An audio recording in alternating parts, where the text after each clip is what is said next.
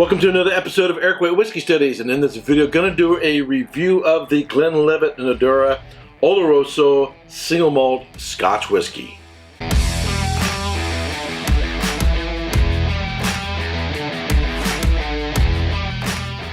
So this video is part of a new series I'm doing in study for the Certified Whiskey Specialist with the Council of Whiskey Masters. This is not an official video of them or representation, but the course has no classes. It's merely a textbook, and then you read that and you prepare for the exam, and there you go. So I thought in preparation for the exam, I would create my own video series and share with you my notes on the distillery and this whiskey. So I'm going to cover the history, production, the core range, and then I'll do a review of this particular whiskey.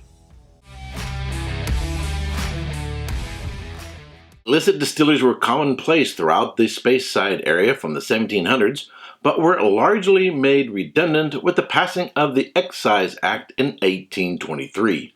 It was under this legislation that legal distilleries could be formed, subject to a holding of a license.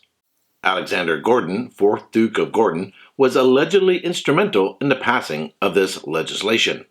Although there is no historical record of his involvement in the issue, his tenant, George Smith, who was operating an illicit distillery on his Upper Drummond farm at the time, became the first person in Scotland to apply for and receive a license to legally produce spirit. George Smith's decision would prove to be an unpopular decision. Every other distiller was operating illegally at the time and hoping the new Excise Act would be repealed, something which would not happen if some distilleries accepted the new law. Threats were made against Smith, so George Gordon provided Smith with 2 pistols to be used to ensure both his own safety and that of the distillery. In 1824, the Glenlivet Distillery was established at Upper Drummond by George and his youngest son, John Gordon Smith. George Smith established a second distillery during 1849 named the Cairngorm del Nabo Distillery, but by 1855 or 1856, both distilleries were running at full capacity and were unable to meet rising demand. The operation of the 2 separate sites were also proving difficult and expensive, so plans were formed around the same time to build a new, larger distillery further down the hill at Minmore. Construction of this new distillery was underway when the old Upper Drummond Distillery was destroyed by fire during 1858. Construction of the new Minmore Distillery was sped up, and salvageable equipment from the Upper Drummond Distillery was transferred to the new Minmore Distillery. The Del Nabo Distillery was closed at the time, and the best parts of the equipment were also transferred to the Minmore plant. Production commenced at the new plant during 1859, and it was around the same time the legal entity of George and J.G. Smith Limited was formed. George Smith died in 1871, and his son, John Gordon Smith, inherited the distillery. The quality of the product from their distillery had resulted in other distilleries in the area renaming their products to Glenlivet, and by the time of George's death, several distillers were doing so. J.G. Smith decided to take legal action and tried to claim ownership on the Glenlivet name. This legal action was only partially successful. The verdict forced other distillers in the area to stop calling their whiskey Glenlivet and gave J.G. Smith and the blender Andrew Usher sole permission to use the brand, but permitted other distilleries to hyphenate their distillery name with the Glenlivet name, which resulted in new distillery names. Examples include Temnavollin Glenlivet, Aberlour Glenlivet, and Glenmory Glenlivet. The distillery remained open throughout the Great Depression, an event that affected many other distilleries. It wasn't until the Second World War that the distillery was mothballed for the first time by government decree. In the aftermath of World War II, Britain was heavily indebted and needed to export large quantities of goods to earn forward revenue, mainly from the United States. Distilling was an ideal industry, with whiskey much in demand overseas. Distilling restrictions were rapidly lifted, and output from the distillery was at pre-war levels by 1947, despite ongoing barley, fuel, and manpower limitations. Bread rationing was retained until 1948 in order to ensure supplies of grain for the distilleries. Glenlivet Distillery, that is George and J.G. Smith Limited, merged with Glen Grant Distillery, J&J Glen Grant Limited, in 1953 to form the Glenlivet and Glen Grant Distillers Limited. The company would go on to merge with Hill Thompson and Company Limited and Longmorn Glenlivet Distilleries Limited in 1970 before changing their name to Glenlivet Distillers Limited in 1972. The company was then purchased by Canadian drinks and media company Seagram in 1977. Seagram's alcohol production interests were acquired by Pernod Ricard and Diageo during 2000, with ownership of Glenlivet Distillers passing to Pernod Ricard. While Glen Grant Distillery was sold to Campari Group in 2005, Pernod Ricard kept control over the Glenlivet and Aberlour single malt whiskey brands. The Glenlivet is the best-selling malt whiskey in the United States and the fourth best-selling in the UK, with a 7% market share. The Glenlivet is the world's second best-selling single malt whiskey, and current global sales total 6 million bottles per year.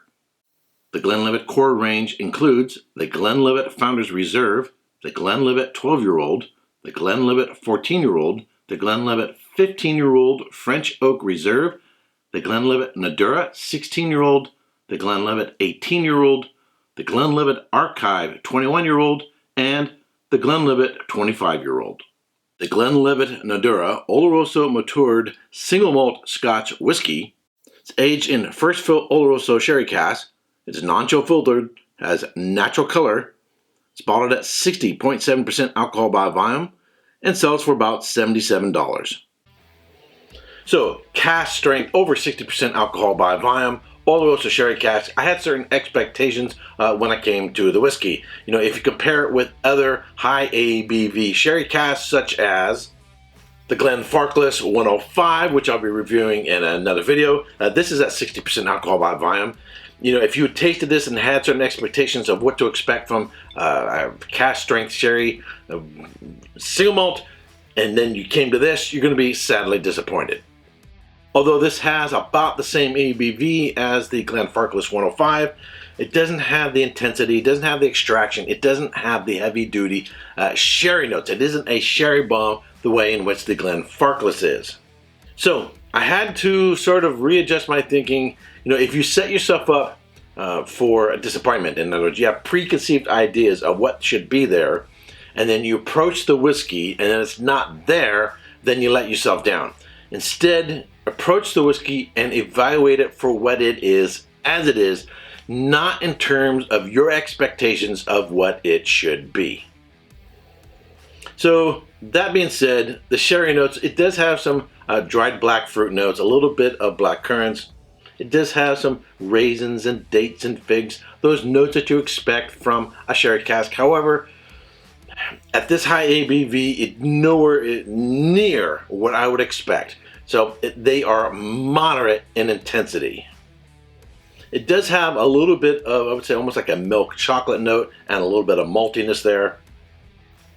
And it actually brings in a little bit of red fruit notes, maybe some apple, maybe some cherry, but very, very faint. It's not a smack upside the schnoz with aromas.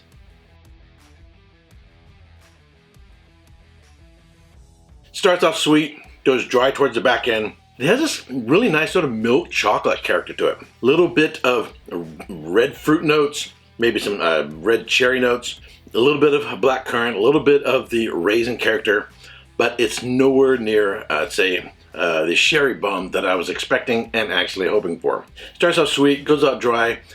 The development is somewhat moderate. The finish is somewhat moderate. It doesn't have like a super lengthy finish.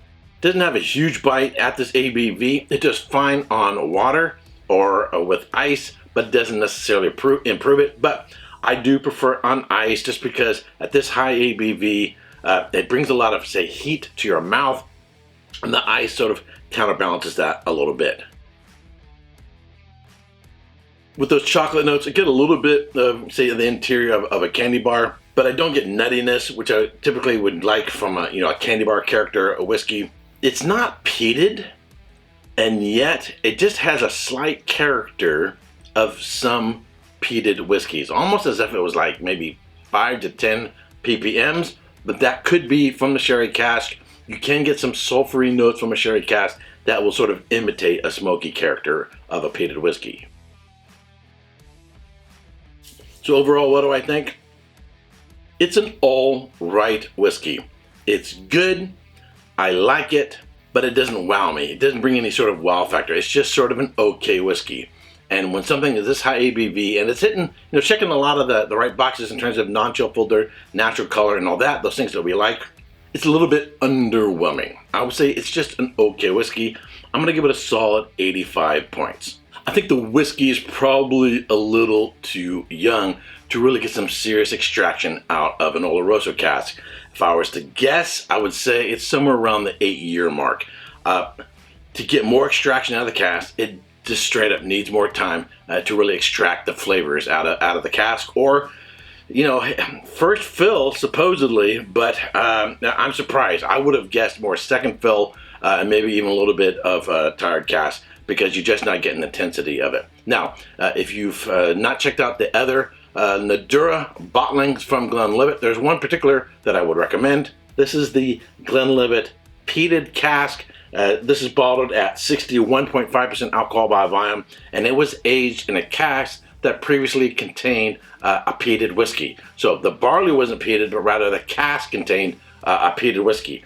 This is one that I really, really like. A lot of lemon and lime character, some citrus, and it has this nice sort of enveloping in the smoke character. A little bit of ashiness there. This is a whiskey that I highly recommend. So if you're looking at the Nadurra series, personally, I'm more impressed with the peated cask than I am with the Oloroso. All right, that's it for this video. If you subscribe to this channel, I want to thank you very much. If you've not yet subscribed, but you like watching my videos, I would greatly appreciate it if you would subscribe. Ring the bell to be notified for when I go live or post a new video. And until next time, cheers. Hey, don't forget to subscribe and check out these other whiskey videos.